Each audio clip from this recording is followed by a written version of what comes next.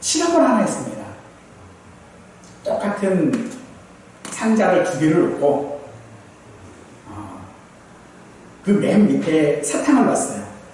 그리고 하나는 6살 정도의 지능을 가진 아이, 6살 정도의 아이를 놓고 또 한쪽은 원숭이를 놨어요. 그리고 나서 그 사탕을 꺼내봐라 라고 지시를 하니까 아이는 맨 밑에, 상자의 맨 밑에 있는 사탕을 꺼내기 위해서 위에서부터 쳐다보는 거예요. 위에 무슨 이크가 있는지, 무슨 장애물이 있는지 그걸 보면서 하나하나 뜯어가면서 맨 밑에 사탕을 꺼내요. 그런데 원숭이는 그 사탕을 꺼내는데 맨 밑에 구멍이 하나 있거든요. 그러니까는 위에를 쳐다보지도 않고 맨 밑에서 손을 넣어서 사탕을 그냥 꺼내 오는 거예요. 누가 더 똑똑할까요? 원숭이가 훨씬 더 똑똑하죠. 그래서 원숭이로 살고 싶으신 분이 계십니까? 원숭이가 훨씬 더 똑똑한데 왜 원숭이로 살고 싶지 않습니까? 그것은 이 땅이, 우리 사람들이 살아가는 세상이 결과로만 살아가는 세상이 아니기 때문에 그렇습니다.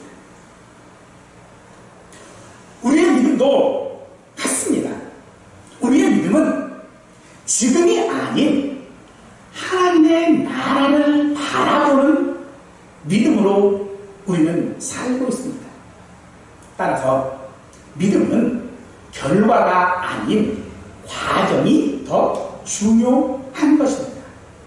오늘 말씀을 통해서 우리가 살아가는 삶의 과정에서 우리와 함께 하시는 하나님의 능력을 이 시간도 발견해 보실 수 있기를 간절히 축원합니다.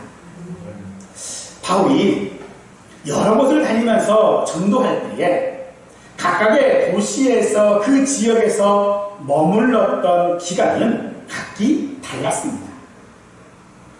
머물렀던 기간이 각기 다른 이유는 거기에 어떤 인구 비례에 따라서 달라진 것이 아니고, 혹은 그곳의 어떤 관광지, 어떤 좋은 구경거리, 이런 것들 때문에 달라진 것이 아니고, 혹은 그 땅의 넓이, 얼마나 넓으냐 하는 것을 가지고 머물렀던 기간을 결정했던 것이 아니었습니다.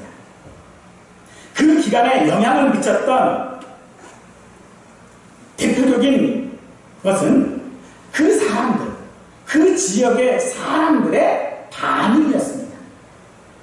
따라서 바울은 의도적으로 지역을 옮겨 다닐 것이 아니었다라는 것이지요.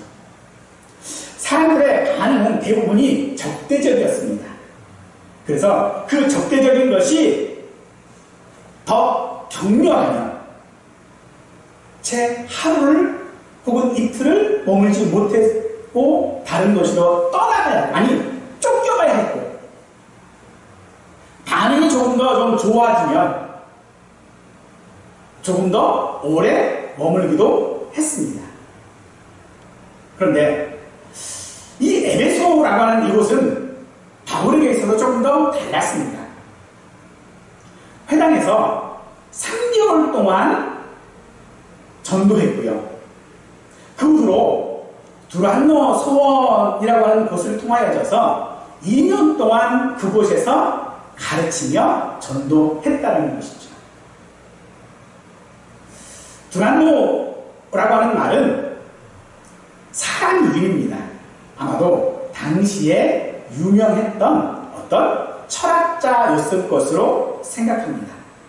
그리고 서원이라고 하는 이 말은 여가라고 하는 단어인데, 이것은 오늘날 강의실 혹은 학교라고 하는 말로 번역하고 있습니다. 즉 드란노의 서원은 어느 한 장소에서 바울이 1년 동안 강론했다라고 하는 그런 말이 되어지는 것이죠. 바울이 여러 군데를 돌아다니면서 사람들을 만나면서 전도하는 것이 아니고, 바울이 있는 곳, 그곳으로 사람들이 찾아왔다는 거예요. 12절을 보니까 심지어 사람들이 바울의 몸에서 손수건이나 앞치마를 가져다가 병든 사람에게 얹으면 그 병이 떠나고 악기도 나가더라 라고 말합니다. 어떻게 그런 일이 있을 수 있을까요? 어떻게 돌아다니지 않아도 다 사람들이 찾아와서 바울의 이야기를 들을 수 있을까요? 어떻게 사람들이 바울의 몸에서 나오는 그런 손수건들을 가지고서 병든 사람에게 얹으니까 병이 낫고 귀신들이 물러갈 수 있었을까요? 11절은 하나님이 바울의 손으로 놀라운 일을 행하셨기 때문이다 라고 말하고 있습니다. 이런 일은 에베소 사람들이 목격하였거나 상상하여 왔던 다른 이적들과 비교되어집니다. 그래서 사람들은 놀라지 않을 수 없는 것이고, 또 그렇게 그들을 놀라게 할 정도로 이런 이적들은 특별하고도 이외적인 것이 틀림없습니다. 하지만 그런 행위들, 즉 당시에 마술하는 사람이라고 하는데, 이 마술이라고 하는 말은 주술적 주물로 귀신을 쫓아내는 사람 혹은 퇴마사, 무당이라고 하는 그런 말입니다. 그런 사람들이 행했던 그런 사람들의 행위와 흡사 비슷합니다. 단지 차이가 있다면 그들은 그런 행위의 권위를 바울은 주 예수의 이름으로 했다라고 하는 차이일 것입니다.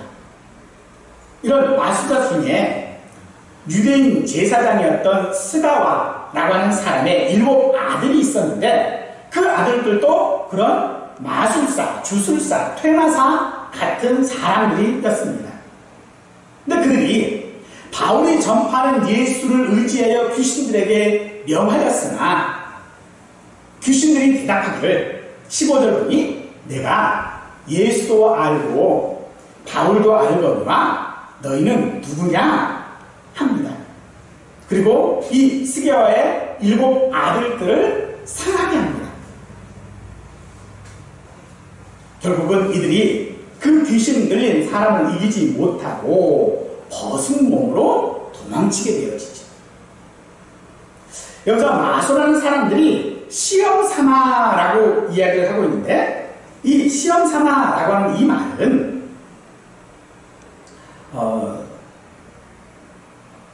어떤 조금 적절하지 못한 그런 뉘앙스가 우리가 있죠.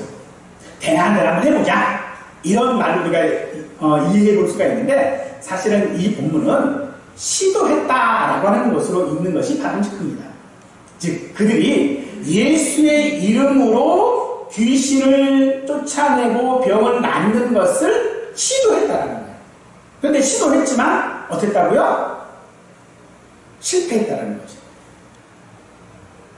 이 일이 이 에베소에 있는 유대인들과 헬라인들에게 알려지게 되어집니다.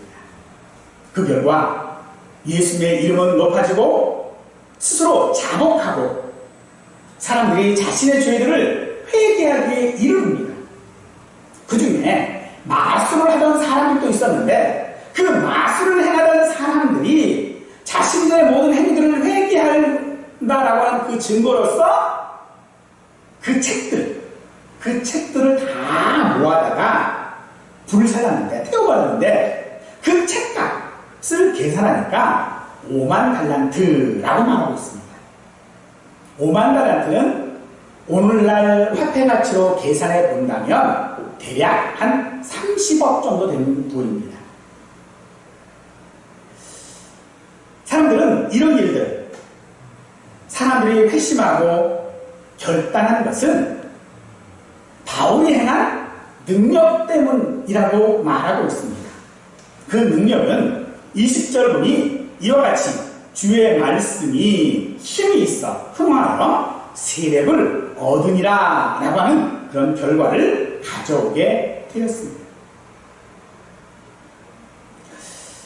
바울의 전도가 오랜 시간 동안 에베소 사람들에게 가르치고 권면하고 했을 때에 그것에 대한 결과가 사람들이 헌신하고 결단하고 그리고 주의 말씀이 행하게 되어지는 그런 결과가 나왔다라고 말하고 있는 것입니다.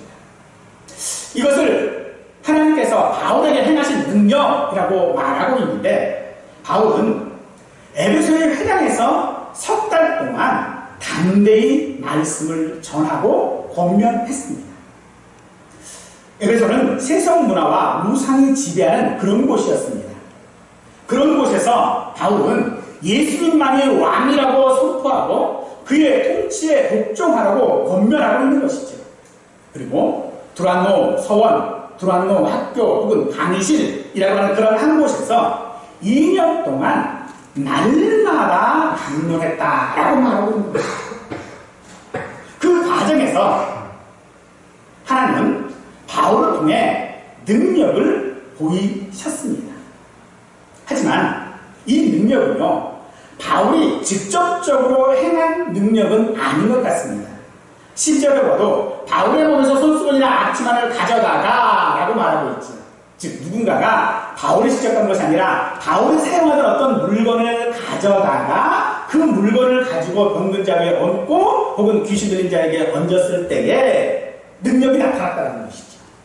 13절을 봐도 내가 바울이 전파하는 예수를 의지하여 라고 말하고 있죠. 바울이 말한다고 하면 이 바울이 전하는 이라고 하는 말이 들어가지 않겠죠. 하나님이 바울의 손으로 놀라운 일을 행하게 하셨다라고 하는 이 사실들, 이런 사실들을 누가, 즉 사도행전의 기록자인 누가가 바울이 행한 것처럼 기록한 것은 바울이 행한 것이 아니라 하나님의 능력에 기인하고 있다라고 하는 것을 보여주기 위함일 것입니다. 우리도 이 땅 가운데 살아가는 것이 어쩌면 기적과도 같습니다. 그것은 내가 면역력이 강해서 이 땅 가운데 그 많은 세력들 앞에서 내가 지금 살아가고 있는 것이 아니라는 것이죠. 우리가 지금 이 땅 가운데 병들지 아니하고 살아갈 수 있는 것은 하나님의 능력, 하나님의 보호하심 때문인 것입니다. 이는 참으로 놀라운 일이 아닐 수 없습니다. 사람들은 어떤 행동과 분명히 구별되어지는 것들입니다. 그렇게 구별되어지는 이유는 바울이 강론한 내용의 주는 하나님의 나라였기 때문입니다. 하나님의 나라는 하나님의 약속하신 언약에 의해서 예수 그리스도를 통하여져서 이 땅에 이루어지고 또 이루어지고 있는 것이 하나님의 나라인 것이죠. 그 나라 가운데 에베소 사람들은 이러한 이교적인 문화 가운데서 잘못된 믿음을 가지고 있었습니다. 바울의 어떤 것들을 가져다가 마술사들이 행하는 어떤 주술적인 어떤 행위들을 함으로써 하나님의 능력이 마치 나타난 것처럼 만들고 있다는 것이죠. 그런데 더 놀라운 것은 그런 잘못된 믿음이라 할지라도 하나님께서는 그들을 긍휼히 여기사 그 믿음에 응답하여 주심으로써 치유하여 주시고 귀신을 나가게 하시는 그런 은혜를 주셨다는 것이죠. 그리고 이러한 이적과 기사를 통해 바울의 복음 전파에 큰 힘을 더하여 주셨습니다. 오늘 우리의 삶도 마찬가지인 거겠죠. 오늘 우리의 삶은 우리 모두 한 사람 한 사람 믿음들을 돌아볼 때 그 믿음이 결코 올바르다라고 말할 수는 없습니다. 그런데 그렇게 올바르지 않는 믿음을 가지고 있는 우리의 기도조차도 하나님은 오늘도 응답해 주시고 우리와 함께해 주시고 우리 속에서 역사해 주셔서 하나님의 하나님이심을 나타내고 있다는 것이죠. 그 일들이 이 스게와의 7 아들들에 관한 이야기를 통하여서 더 확실해집니다. 사람들은 바울의 권면과 강론이 확실하다라고 하는 것을 이 스게와의 7 아들들을 통하여서 보게 되는 것이죠. 그러므로 그들은 그런 일들을 봄으로써 하나님에 대한 반응이 두려워할 뿐 아니라 하나님을 높여야 함을 말하고 있습니다. 에베소의 이런 놀라운 일은 바울이 권면하고 강론한 말씀의 중심 가운데 있습니다. 에베소에서 2년 혹은 다른 성경에는 3년이라고 되어 있습니다만 이 2년을 머물렀던 것은 그들이 호의적이고 여러 가지 형편이 괜찮았기 때문이 아니었습니다. 즉 바울이 이 에베소에 오랜 기간 머물면서 그곳에서 전도한 것이 그들이 그렇게 하나님에 대한 반응이 좋았기 때문이 아니라는 것이에요. 하나님의 이적들을 보며 바울을 통하여 행하는 여러 가지 일들을 보면서 그들이 정말로 하나님을 두려워하고 하나님을 높이고 있었는지, 그렇기 때문에 바울이 거기서 전도의 열매들이 생기니까 기분이 좋아서 더 오래 머물렀던 것이 아니었습니다. 사도행전 20장 31절 말씀을 보면 이 에베소 기간 두란노 소원에서 가르쳤던 이때에 대하여 바울의 심정을 이렇게 말합니다. 밤낮 쉬지 않고 눈물로 각 사람을 훈계했다라고 말하고 있습니다. 그 2년이라는 시간 동안에 바울은요, 그들에게 날마다 강론할 때에 기뻐서 했던 것이 아니고 눈물로써 말했다는 것입니다. 또 고린도전서 16장 9절 말씀에 보니까 그렇게 한 이유가 무엇인가? 그렇게 밤낮 쉬지 않고 눈물로 각 사람들을 훈계하고 권면했던 이유가 무엇인가라고 말할 때에 대적하는 자가 많음이라고 말하고 있습니다. 즉, 이 에베소 지역에서 바울의 호의적인 것이 아니고요, 오히려 대적하는 자가 많았다는 것입니다. 그 대적하는 자가 많았기에 역설적이게도 바울은 거기에서 더 오래 머물렀던 것입니다. 고린도보다도 더 지속하고 더 강렬히 비방하고 더 반대하고 적대했던 곳이 바로 이 에베소였습니다. 9절 말씀을 보니까 어떤 사람들은 마음이 굳어 순종하지 않고 무리 앞에서 이 도를 비방했다라고 말하고 있죠. 그럼에도 바울은 다른 도시들처럼 즉시로 떠나지 않고 의도적으로 오랜 시간 거기에 머물며 있었습니다. 왜 그곳에 머물러 있었습니까? 지금 그들이 이사야 6장 9절 말씀처럼 너희가 듣기는 들어도 깨닫지 못할 것이요 보기는 보아도 알지 못할 것이기 때문에 그렇습니다. 지금 그들은 이방의 문화들 속에서 잘못된 믿음의 길을 가고 있음에도 깨닫지 못하고 알지 못했다라고 한다는 것이죠. 때문에 온전한 믿음을 가지고 하나님의 나라를 바라보며 살아간다라고 하는 것은 단시간 내에 되어지는 일이 아니다라고 하는 것을 알 수 있는 것이죠. 정말로 우리에게 올바른 믿음의 것들, 그 믿음의 삶, 하나님의 나라를 바라보는 삶이 습관처럼 되기 위해서는 오랜 기간 바울처럼 강론이 필요하고 배운 것이 필요하고 아는 것이 필요한 것입니다. 바울은 일반적으로 예수 믿으십시오 라고 선포한 후에 사람들의 반응이 시원치 않다고 해서 그러면 관두세요 식으로 하지 않았다는 것입니다. 뭐 싫으면 말로 아니면 말로 하지 않았다는 것입니다. 정말로 자신이 가지고 있는 그 믿음을, 자신이 정말로 전해야 될 예수 그리스도를 그는 그들의 강렬한 반대에도 불구하고 그들을 지속적으로 가르치고 또 가르치고 또 가르쳤다라고 말하는 것입니다. 그 결과 그들은 회심하는 놀라운 일들이 벌어지게 되어집니다. 하나님께로 돌아오게 되어진 것이죠.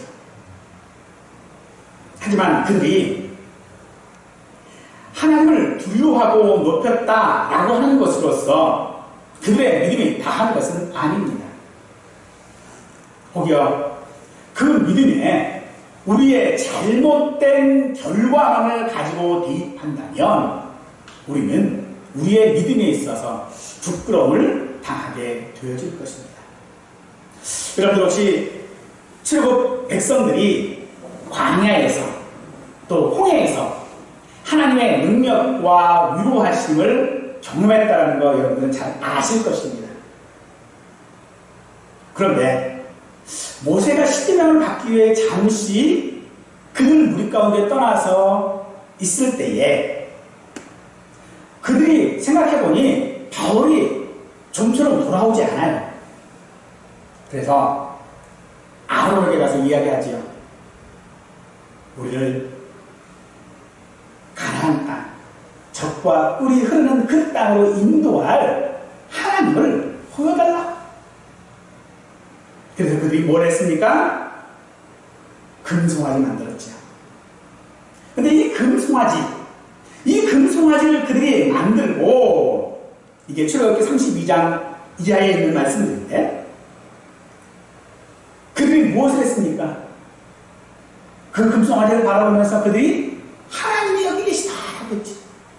그러면서 소리를 지릅니다. 춤을 춥니다. 거의 광란의 시간을 그들이 가졌습니다. 그들이 그렇게 좋아했어요. 근데 뭘 보고 좋아했어요?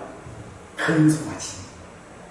근데 여러분들 이 금송아지가 얼마나 큰지 혹시 생각해 보셨어요? 뉴욕인가요? 어딘가에 가면은 그 황소 동상이 있다고 그러죠.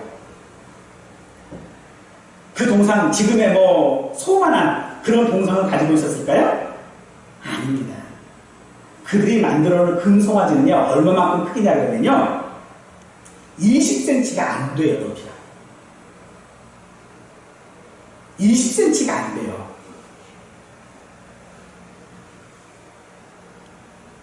그들이 그 금송아지를 만들기 위해서 얻은 그 금이 뭐냐면 금으로 된 귀걸이에요. 금으로 된 귀걸이를 모았어요. 그래서 그걸 만들었어요. 그 크기는 20cm가 되지 않습니다. 혹여 그 금덩어리가 우리가 생각하는 것처럼 진짜 황소만 하다면 그 무게는요 수십 톤이 됩니다. 사람이 들 수 없어요. 그만한 거 모으지도 못해요.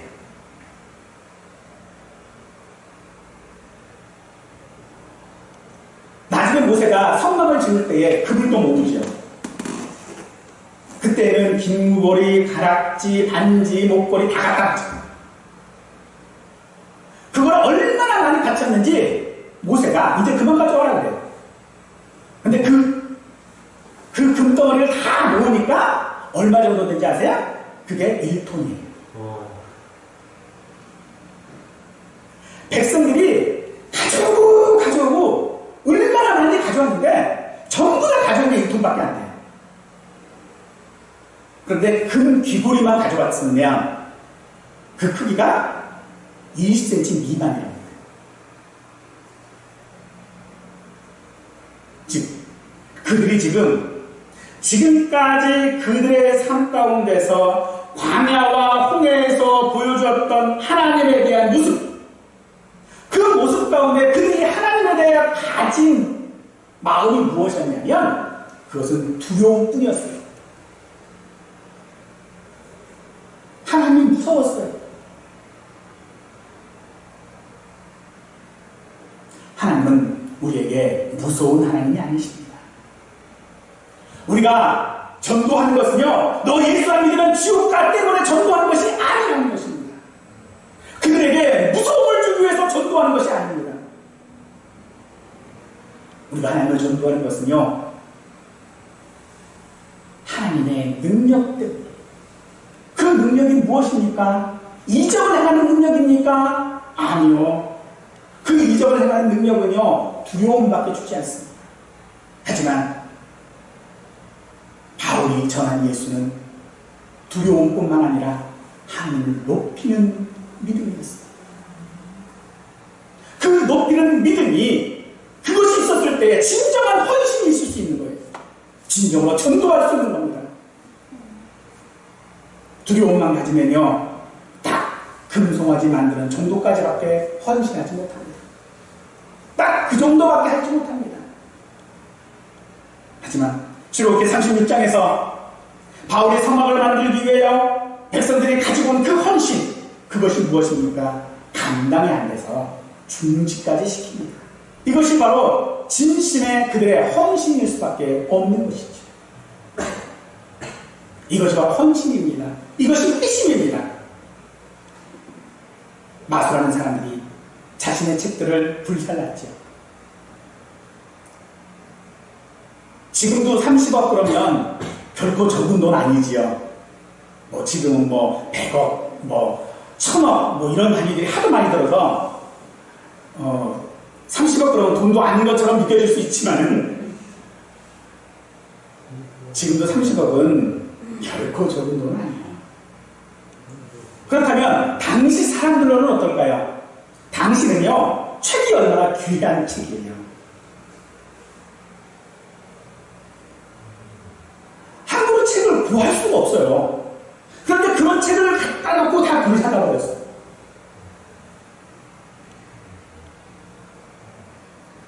이게 하나님을 높이는 것이죠.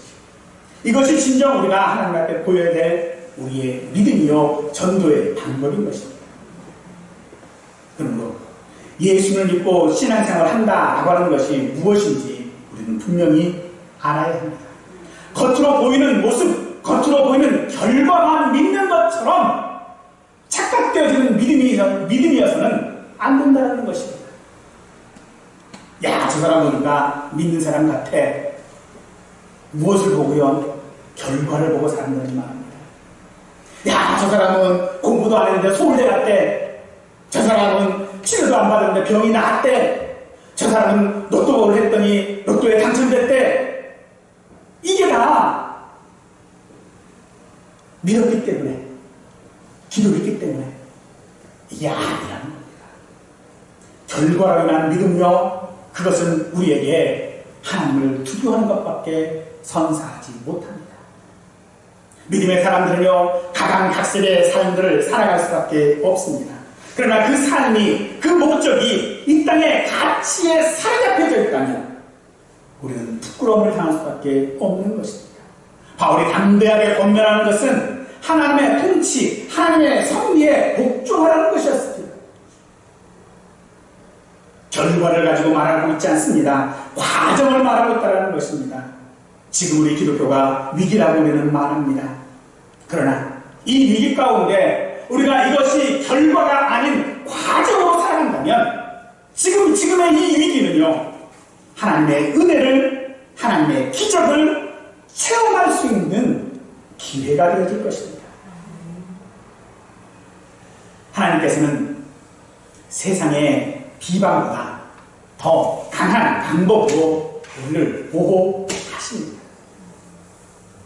따라서 우리가 예수님의 이름을 의지하기만 하면 우리의 전도는, 또 사람들의 회심은 기적처럼 일어날 것입니다.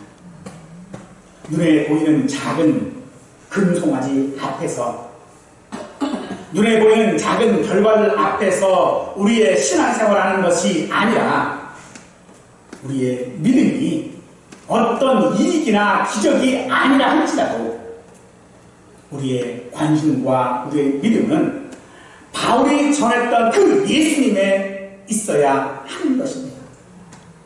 그것은 바로 하나님의 나라, 즉 하나님의 통치가 이루어지는 나라여야 하고 하나님의 통치가 있는 삶이 과정이어야 한다는 것입니다. 그것이 무엇입니까? 고린도후서 1장 5절은 우리에게 이렇게 말씀하고 있습니다. 그리스도의 고난이 우리에게 넘친 것 같이 우리가 받는 위로도 그리스도로 말미암아 넘치는도다. 우리에게 분명 지금의 상황들은 어렵습니다. 하지만 이 어려움의 상황들이 심할수록 주님의 위로도 넘치는 줄로 믿으시기 바랍니다. 하나님께서 우리에게 약속하셨습니다. 다른 것으로 믿는 믿음의 증거를 삼지 마십시오. 우리의 의식주가 해결되어지는 것으로서 믿음을 삼지 마시기 바랍니다. 광야의 백성들을 보십시오. 그들이 하나님을 섬긴다고 섬겼습니다만 그들이 하나님을 섬긴 이유가 무엇이었습니까? 광야에서 만나로 인하여 먹고 마셨던 그 의식주의 해결이 있습니다.